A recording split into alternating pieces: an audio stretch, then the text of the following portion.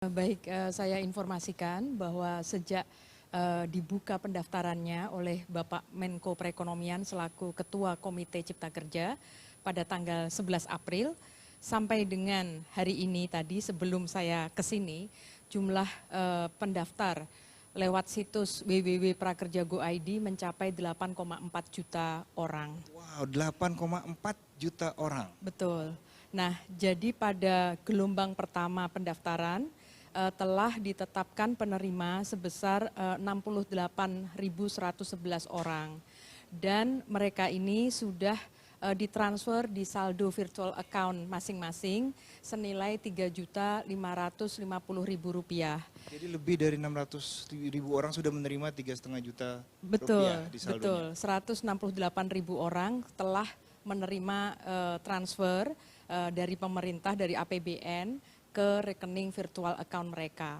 Nah, dari jumlah itu kan ada 1 juta yang didedikasikan khusus untuk membeli pelatihan apapun yang masyarakat itu inginkan. Dari 3,5 juta yang diterima. Betul, Oke, itu ada 1 juta. tadi ya. Betul, itu ada 1 juta. Nah, uang yang 1 juta itu silahkan kemudian teman-teman, Bapak Ibu masyarakat yang telah menerima kartu prakerja ini untuk memilih-milih dan membanding-bandingkan aneka paket pelatihan yang ada di 8 digital platforms. 8 digital platform. Betul. Nah, jadi di sini penting untuk diketahui digital platforms itu hanya pasarnya, tapi pedagangnya di situ ada total 233 lembaga pelatihan yang menyediakan pelatihan yang jumlahnya mencapai 2.000 jenis pelatihan. Wow, 233 lembaga pelatihan menyediakan 2.000 jenis pelatihan yang itu bisa dipilih. Ya kalau misalnya saja milih yang paling tepat dengan kebutuhan kita, pilih yang harganya paling kompetitif, yang paling memberikan manfaat, dan kemudian jangan lupa bahwa 1 juta ini akan expirednya 31 Desember. Oh, ada expirednya. Betul. 31 Desember Betul. 2020. Betul. Jadi misalnya saja kalau pelatihannya 150 ribuan, maka Bapak Ibu teman-teman itu bisa kemudian membeli pelatihan sampai dengan 7 modul.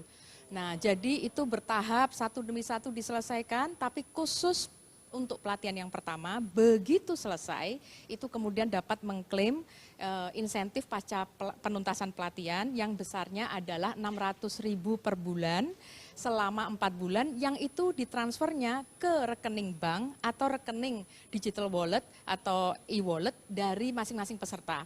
Nah, insentif tambahan lagi. Betul. Insentif itu bisa dipakai untuk apa saja. Jadi apa saja, mau beli beras, mau bayar listrik, beli pulsa, kemudian mau buat ngojek atau kemudian beri makanan itu boleh.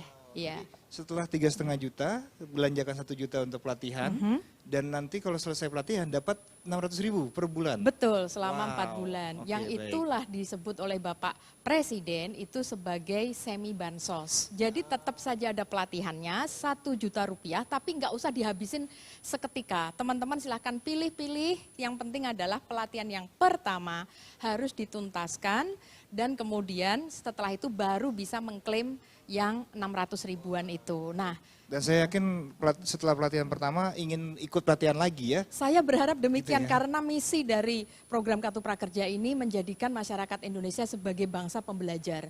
Yang kita itu istilahnya kayak ketagihan untuk belajar terus, untuk kemudian selalu improve ourselves. Karena itulah belajar sepanjang hayat itu adalah keinginan yang kita ingin capai dalam program Kartu Prakerja. Sudah belajar, dapat skill, ya, terus dapat tambahan tadi ya. Betul. Ya. Nah, kemudian ini Mas, saya mau informasikan juga bagaimana dengan gelombang kedua. Untuk gelombang kedua, ini jumlah penerimanya sesuai arahan dari Bapak Menko Perekonomian, itu volumenya ditambah. Karena apa? Karena kami untuk pertama kali mencoba hati-hati sekaligus menjajal sistem kami apakah mampu memproses penerima yang sedemikian besar. Nah, untuk yang gelombang kedua yang ditutup Kamis minggu lalu, insya Allah nanti petang paling lambat teman-teman semuanya itu akan mendapatkan SMS notifikasi dari manajemen pelaksana yang menyampaikan bahwa teman-teman mendapatkan kartu prakerja. Nah, jumlahnya 288.000 orang. Tambahan dari 168.000 Betul, tadi. ini orang sudah yang ditambah baru 200.000 untuk lebih. kloter yang kedua. Wow. Nah, untuk kloter ketiga, arahan dari Bapak Menko Perekonomian adalah nantinya volumenya ditambah lagi. Mungkin kita akan mencoba menjajal sampai dengan 600.000. Tetapi sekali lagi kami mohon Ibu dan Bapak, teman-teman semuanya untuk bersabar.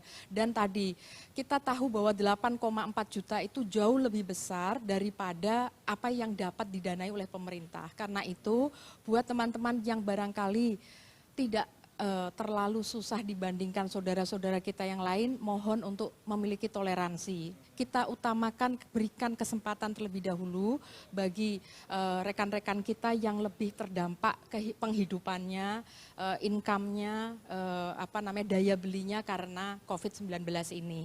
Yang kedua, bagi teman-teman semuanya, Bapak Ibu, tidak usah khawatir kalau misalnya tidak mendapatkan di gelombang 1 atau 2, Bapak dan Ibu masih bisa join di gelombang 3, 4, 5 sampai dengan 30 gelombang. 30 gelombang? Iya, sampai dengan November minggu keempat. November 2020. Iya, Jangan jadi takut itu. masih panjang perjalanan. Betul. Waktunya masih lama. Iya, informasi yang lain kepada teman-teman, Bapak Ibu sekalian adalah saya benar-benar berharap kemudian tadi kita mengedepankan mereka yang susah. Yang kedua adalah buat teman-teman sekalian yang barangkali tidak nyaman dengan pelatihan online dan masih bisa menunda, tidak usah daftar yang sekarang. Karena kita berharap nanti ketika COVID selesai, maka pola normal dari program Kartu Prakerja yang menyediakan pelatihan online maupun tatap muka itu akan dimulai. Dan kami telah mengidentifikasi banyak pelatihan seperti misalnya mengemudi mengoperasikan alat berat, kemudian barber, kan itu butuh praktek, nggak bisa pakai online. Nah, kemudian beberapa kursus memasak dan lain sebagainya itu dilakukan dengan secara tatap muka. Tapi karena ini sedang pandemi, karena itu semua pelatihan sekarang ini baru online supaya kita tidak ngumpulin masyarakat di satu ruang dan kemudian nanti ada resiko ketularan corona. Jadi itu pertimbangannya.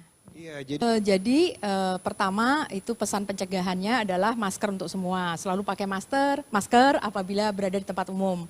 Yang kedua, cuci tangan dengan sabun dan air mengalir minimal 20 detik. Yang ketiga, jaga jarak aman 1-2 meter.